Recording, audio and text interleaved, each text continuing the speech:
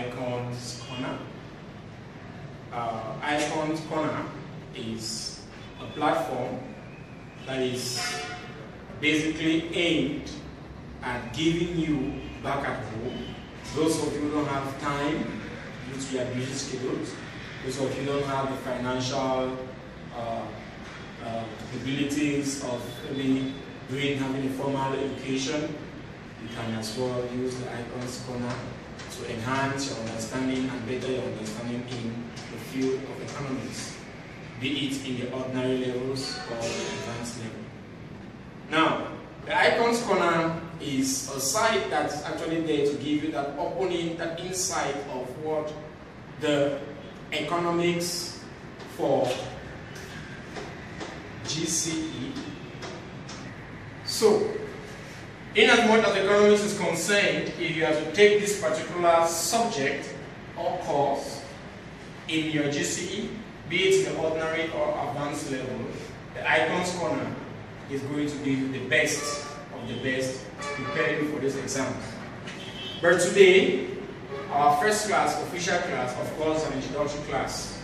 And my name is Mr. Fossum Derek, and my students generally call me Sir Icon or the Icon. This is because I really do my best to make sure that my students back at home or in school have a better or a comprehensive understanding of the subject matter. Now, we are going to have questions, we are going to have topics, we are going to have topics like Introduction to Economics. We are going to look at the economic systems. We are going to look at demand and supply. We are going to look at national income. We are going to look at public finance. We are going to look at money and banking.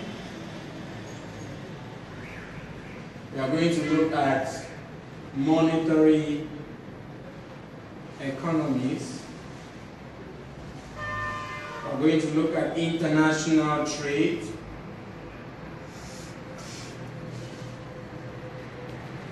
And what have you. Meaning that these are some of the main topics or the key topics that you are going to be seeing, that we are going to look at in details. So today, for the sake of introduction, or as an introductory class, we will start with the first one, which is Introduction to Economics. You're welcome back. Now, our first topic, as I said, for the sake of introduction, will be Introduction to Economics.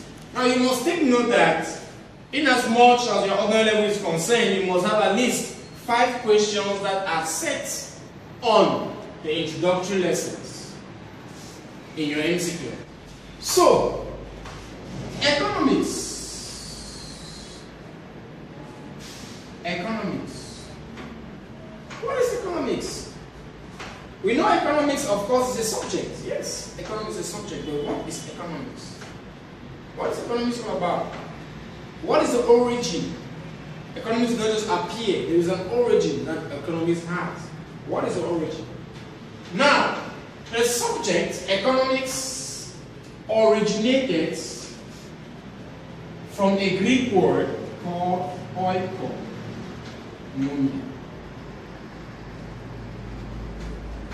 Now, oikonomia is a Greek word that originated the name economics or the subject economics. Oiko means household and nomia means management. Meaning that a person or someone who has not sat in a formal classroom before to study economics can therefore define economics as and acts of household management. But that is not the definition you are supposed to have. That is not a formal definition of economics. Now, economics has formal definitions which has their proponents. These proponents or these persons are people, great economists, because someone of course who studies economics is known as an economist. Now, great economists who have studied economics, they came out with various definitions to economics.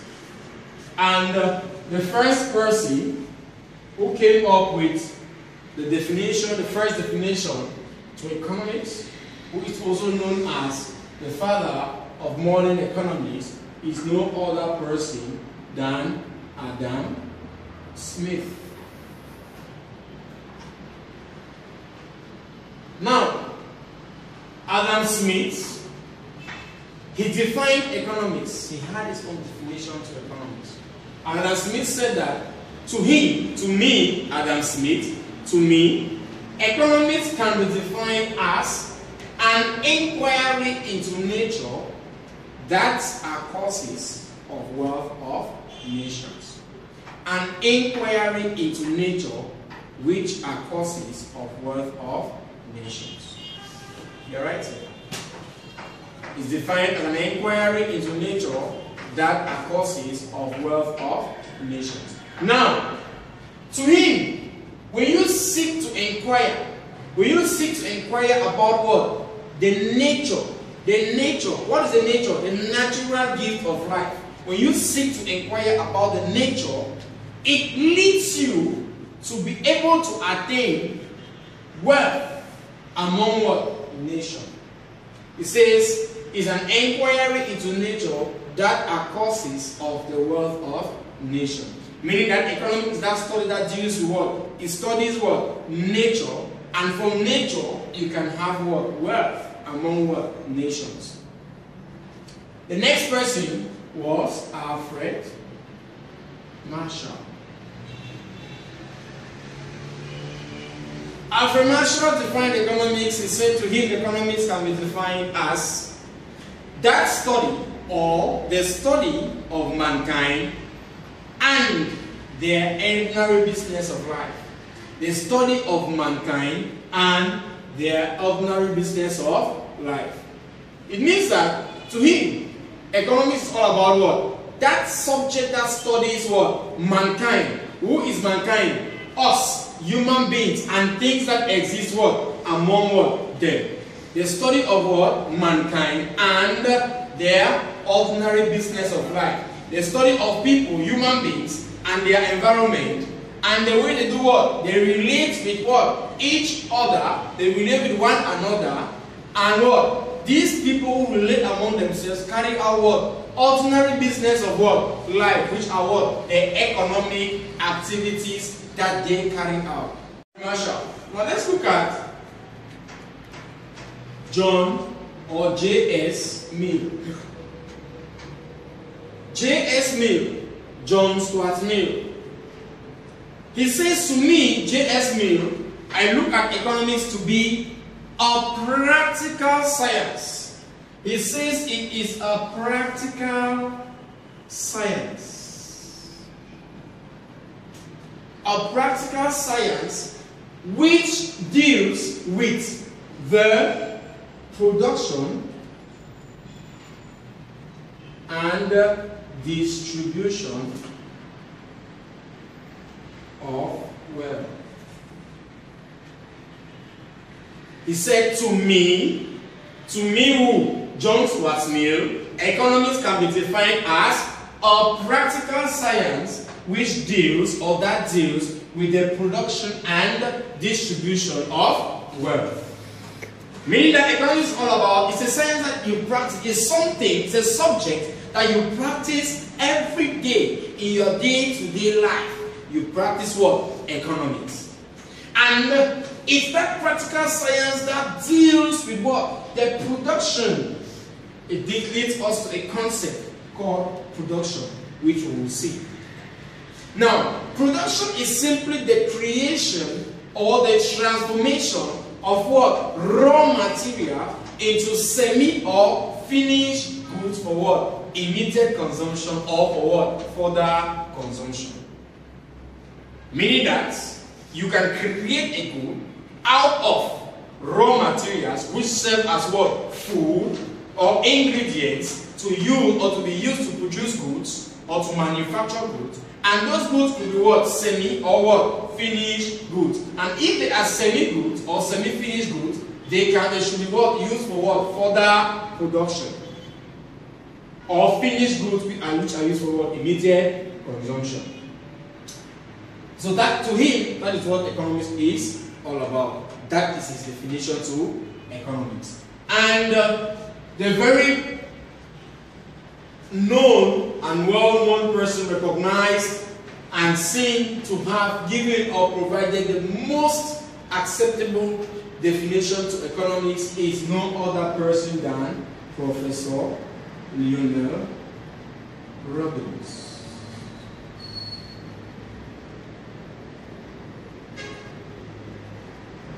Now, Professor Leonel Robbins, he says that, yes, I buy all the ideas. I buy the ideas of my friends. But I think that economics is a combination of what? All of what they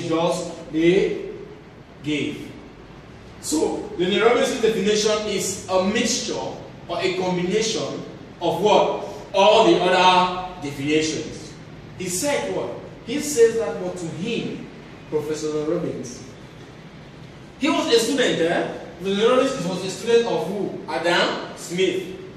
He said that to him, economics can be defined as a social science that studies human behavior as a relationship between ends and scarce means which have alternative uses. That to him, it is a social science that studies human behavior as a relationship between ends and scarce means which have alternative uses. Now, there are key words in his definition. There are key words in his definition. He says it is a social science. It brings us to one thing. Social science.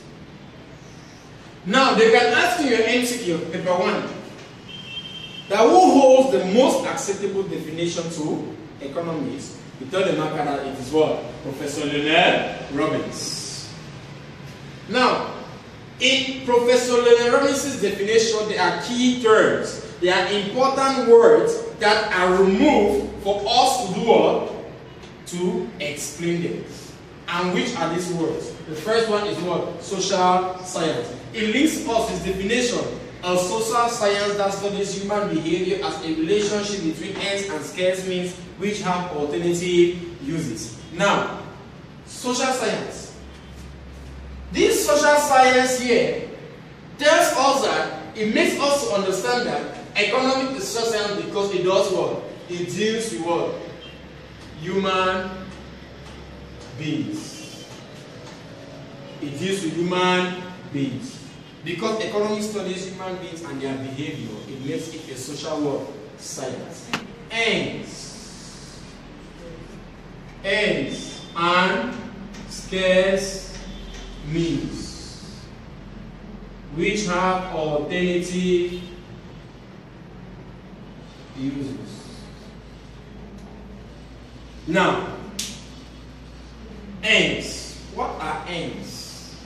Ends are simply the result, what we obtain, what we derive from what? A production process. What we derive from a production process, or what we achieve after an economic activity determines our ends.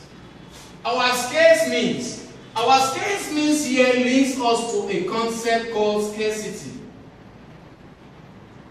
Our scarce means leads us to a concept called scarcity. Now, our scarce Means are what? Means are simply our resources. Our means are our resources. Now, these our resources are what? Scarce. Are we there? So our means are our resources, and the presence of what? The means or our resources being scarce leads us to a concept called scarcity.